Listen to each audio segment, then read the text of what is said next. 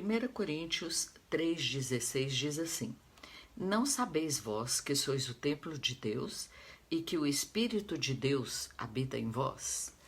Então, para entendermos um pouco o que é ser templo de Deus, o que é ser habitação do Espírito Santo, ser morada do Espírito Santo de Deus, a gente tem que dar uma voltinha lá no Velho Testamento e ver quando Salomão acabou de construir aquele templo. Se você puder ler 1 Crônicas e ver como começou a construção desse templo, todas as coisas que foram ditas por Deus, a forma como Salomão construiu, obedecendo a toda a direção que Deus tinha dado, a gente passa a entender um pouquinho melhor quem somos nós e para Deus, para o Espírito Santo, Jesus escolher as nossas vidas como morada do Espírito Santo. Nós temos que entender que pela graça nós somos salvos, mediante a fé. Isso não vem de nós, é dom de Deus, para que não haja glória em nenhum de nós. Então Deus nos escolheu de antemão. Efésios fala que antes da fundação dos séculos, Jesus já nos havia escolhido. Então, dentro desse propósito, é que Deus nos chama para que nós sejamos templo dele.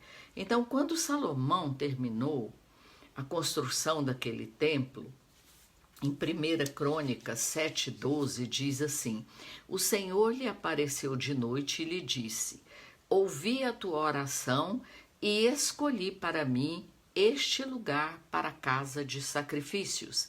Então Deus chama aquele templo que Salomão havia construído. Vamos lembrar que as coisas do Velho Testamento são chamadas no Novo Testamento de figuras. Então aqui é uma forma figurativa que o Novo Testamento está querendo nos explicar. Então ele diz assim que aquele lugar era casa ele chama o templo, Deus chama o templo de casa de sacrifícios.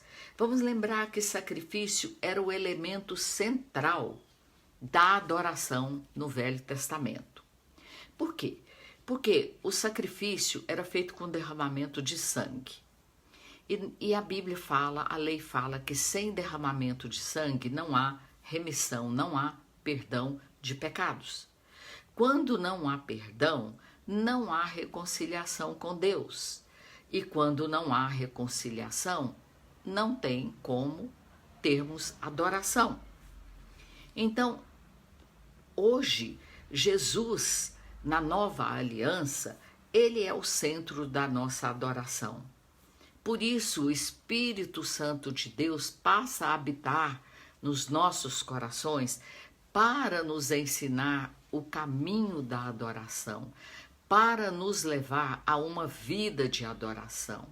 Na verdade, nós temos o conceito de que a adoração é apenas cantar, é apenas cânticos, isso faz parte da adoração, mas toda a nossa vida, a partir do momento em que o Espírito Santo passa a habitar no nosso coração, ela se torna motivo de adoração.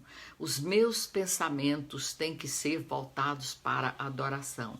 As minhas ações têm que ser para a adoração e glória do Senhor. Então, é esse o propósito do templo. Por quê? Porque quando havia o sacrifício, o sacerdote poderia entrar lá no Santíssimo Lugar uma vez por ano com o sangue num molinho de aspersão, ele aspergia tudo ali e pedia perdão para ele, para toda a família, para toda a nação. Aquilo era feito uma vez por ano. Hebreus 9 diz que Jesus não entrou num santuário feito por mãos humanas. Jesus entrou num santuário que era o verdadeiro, qual esse da terra que era uma figura. Jesus entrou num verdadeiro santuário e na consumação dos séculos, no tempo dele, ele morreu ali por mim e por você.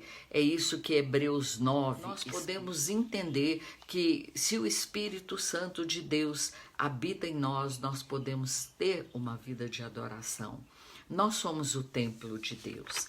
Então, qual o conselho que Deus dá ali para aquele povo antes da consagração do templo, né? Ele diz assim, do versículo 12, eu vou ler novamente. O Senhor lhe apareceu de noite e lhe disse: ouvi a tua oração, escolhi para mim esse lugar como casa de adoração. No 13, quando eu cerrar os céus e não houver chuva, ou ordenar os gafanhotos que consumam a terra, ou enviar peste entre o meu povo. Aí no 14 ele diz assim: e se o meu povo, que se chama pelo meu nome, o que significa isso, sermos chamados pelo nome de Deus?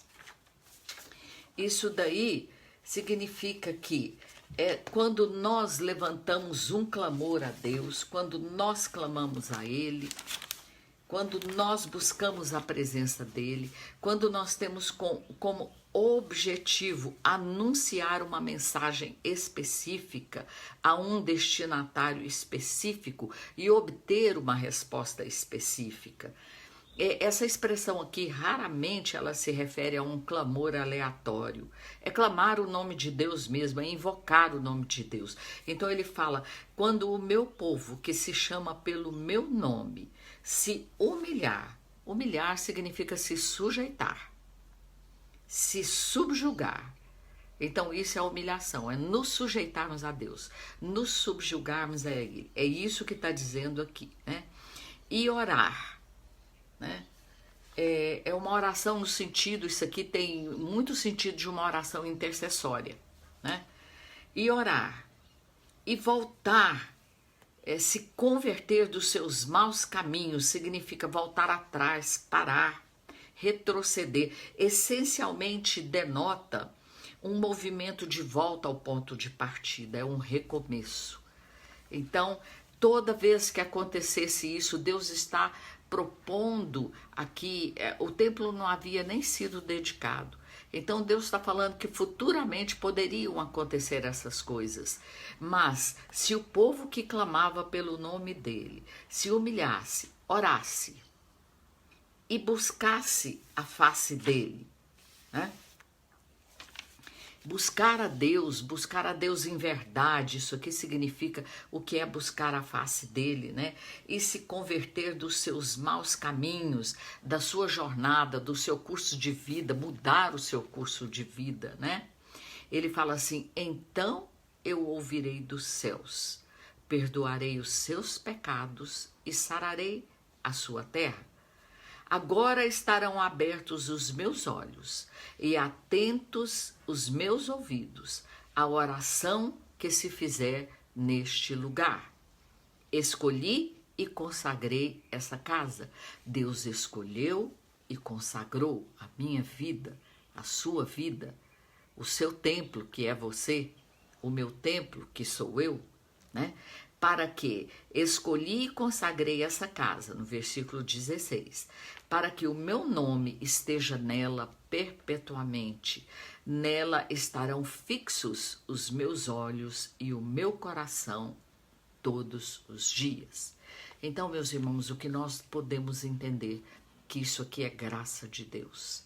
A vida, essa vida rica, com a presença do Espírito Santo, com a fé, com a certeza de que se nós tivermos essas atitudes, porque isso aqui, às vezes nós buscamos tanto avivamento, né?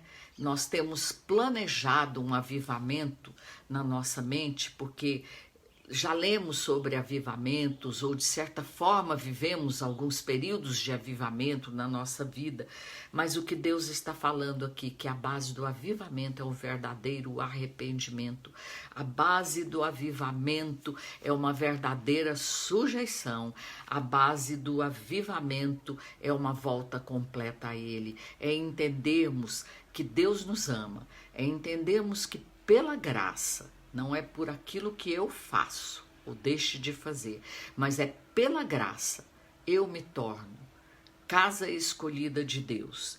Eu me torno lugar de habitação do Espírito Santo de Deus, onde o olhar de Deus vai estar constantemente sobre a minha vida, onde o coração dele vai estar comigo e com você. É nesse sentido que nós devemos ler esse trecho e lembrar que nós somos esse templo que está escrito aqui. Que o Senhor Deus nos ajude e nos abençoe.